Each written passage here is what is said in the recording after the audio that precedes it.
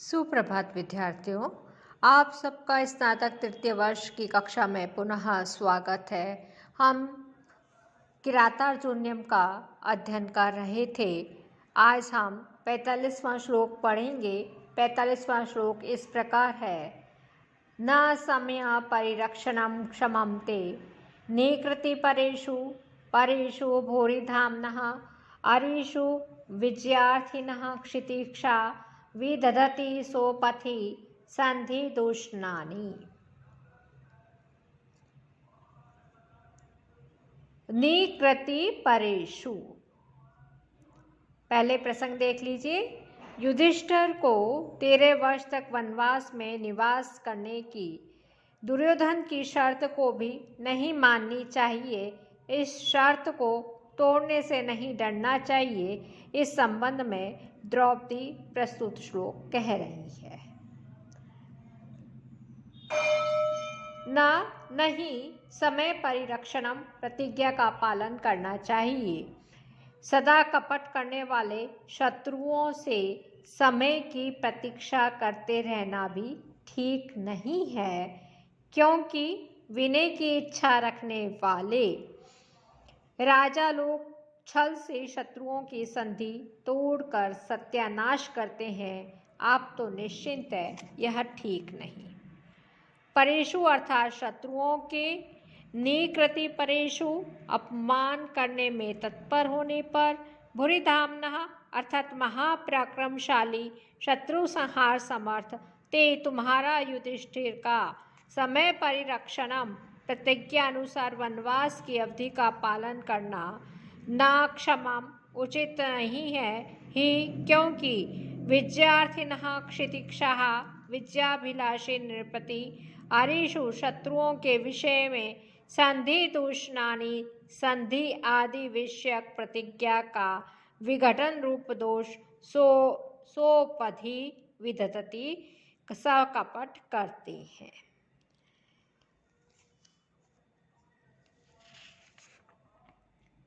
इस पद्य में द्रौपदी इस राजनीतिक सिद्धांत का स्मरण दिला रही है कि प्रबल शासक किसी बहाने से शत्रु पर संधि तोड़ने का दोष लगाकर स्वयं संधि का परित्याग कर देते हैं। अतः आप ऐसा क्यों नहीं करते? यदि यों कहें कि हम नैतिकता में आस्थाशील हैं, तो भी आप एक तरफा संधि पालन क्यों करें? जब शत्रु निरंतर षड्यंत्रों में लगा हो, तब संधि पालन का औचित्य नहीं रहता।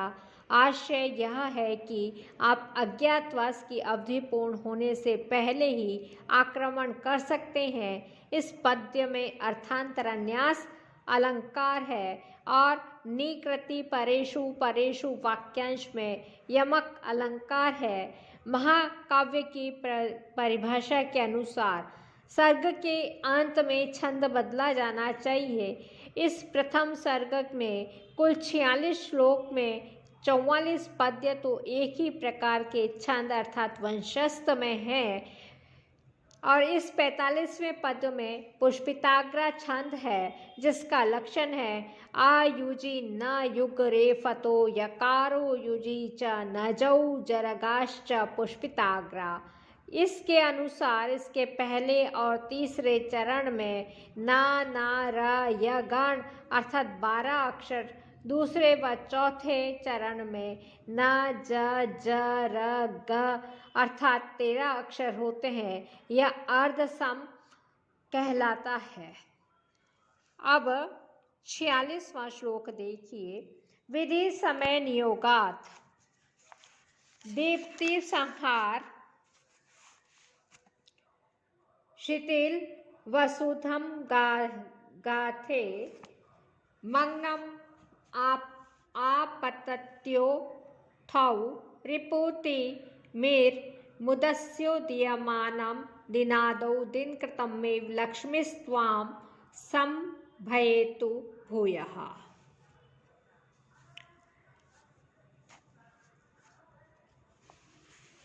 ये सर्ग के अंत का श्लोक है और इसमें द्रौपदी युधिष्ठिर के प्रति मंगल कामना करती हुई अपने कथन का उपसंहार कर रही है।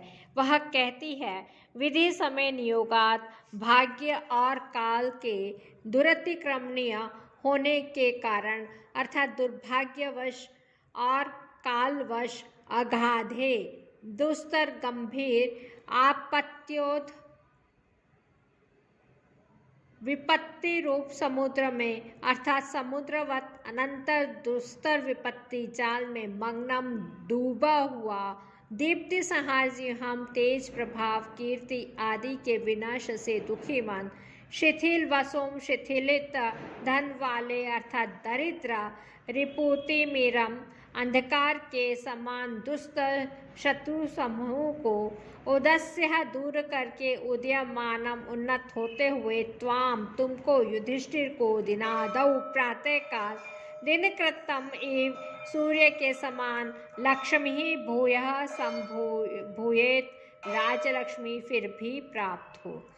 अर्थात भाग्य और काल के दुरतिक्रमण्य होने के कारण गंभीर एवं दुस्तर विपत्ति सागर में डूबे हुए तेज प्रभाव आदि के विनाश से खिन्नमन वाले संपत्तिहीन अंधकारवत दुस्तर शत्रु समूह को दूर करने में उन्नत होते हुए आपको उसी प्रकार फिर भी राजलक्ष्मी प्राप्त हो जैसे प्रातःकाल सूर्य को शोभा प्राप्त होती है।